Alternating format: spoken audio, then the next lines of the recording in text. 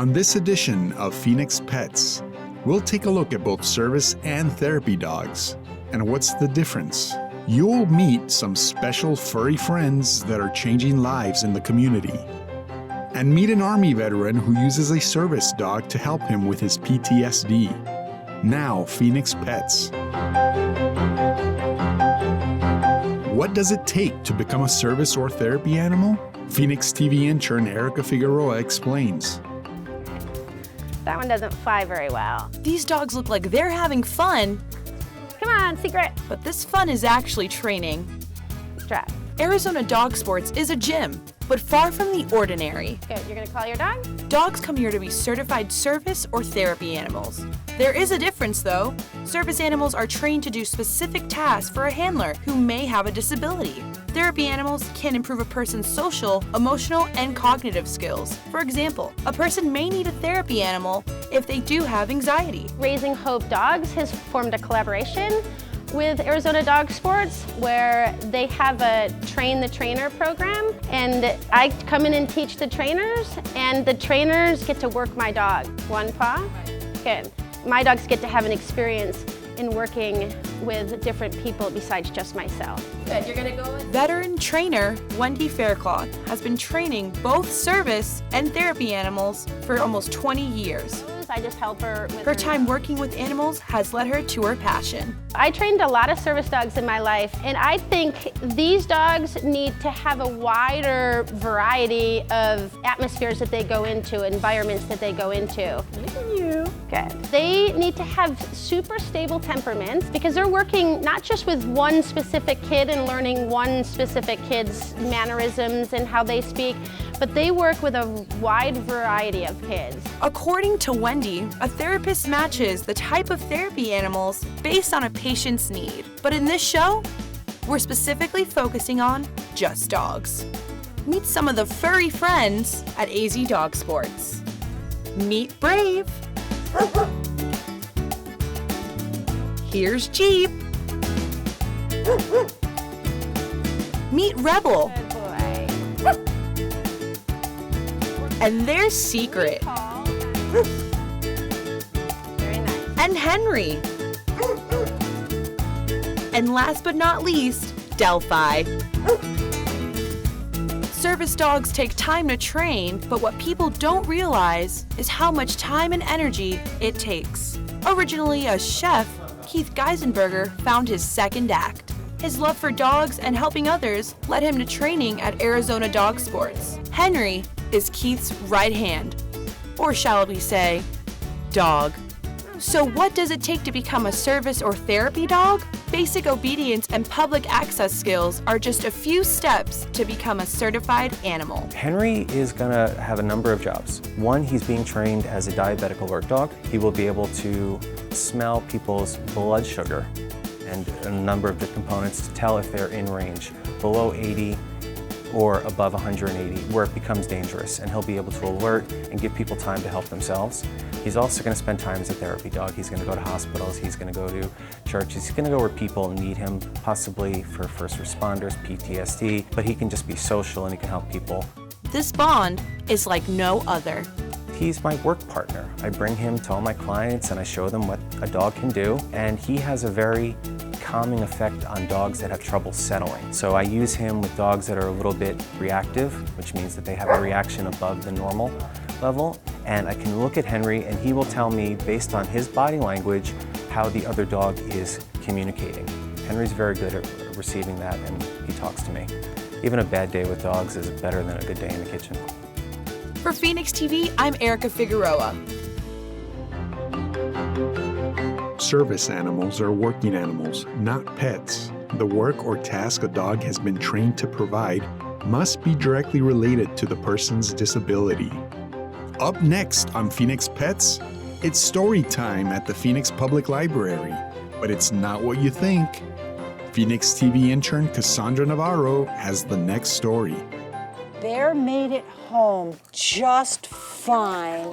At the library, Miss Marion and Amy are popular visitors. Yay! The program here at the Phoenix Public Library is called Sit, Stay, Read. We come into the library once a week. Right now it's Tuesdays at 10 o'clock, and we read with the kids who are here. Amy, down, good girl, stay.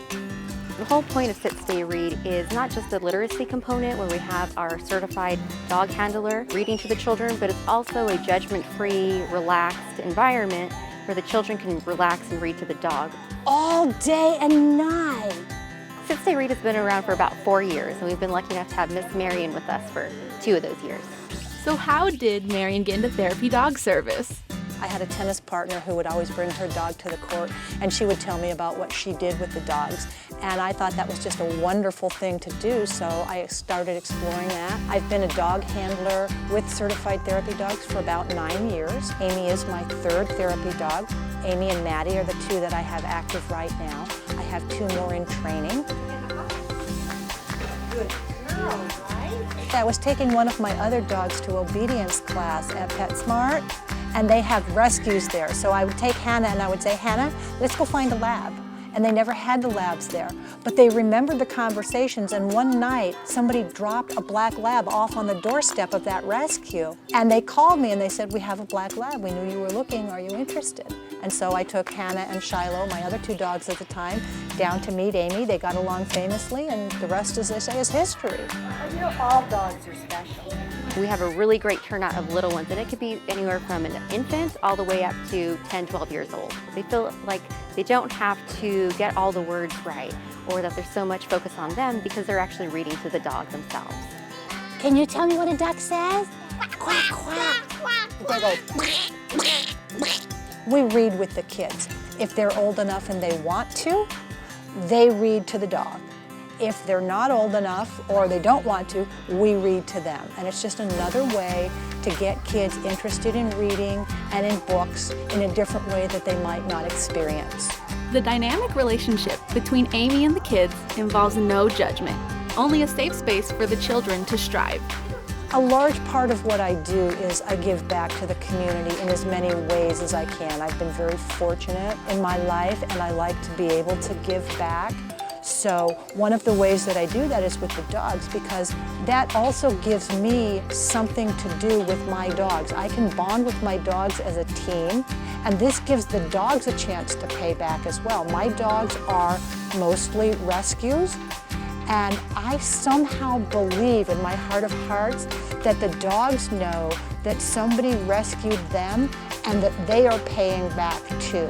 And I get such a strong sense of satisfaction from that. That just makes my day. For Phoenix TV, I'm Cassandra Navarro. Therapy dogs date back to World War II, when they were used to boost the spirits of recovering soldiers with PTSD. For some, therapy and service animals are a lifeline to help them in their daily lives. This is especially true for this Army veteran. Meet Flagstaff native Mitch Garcia, an Army veteran of 14 years who now lives his life with Abby, his service dog. Turn around. Yes. Good. Thank you. I appreciate that. After his daughters advised him to get a service animal, Mitch spent months applying. Then Abby was introduced to him, and the 2 have been with each other since.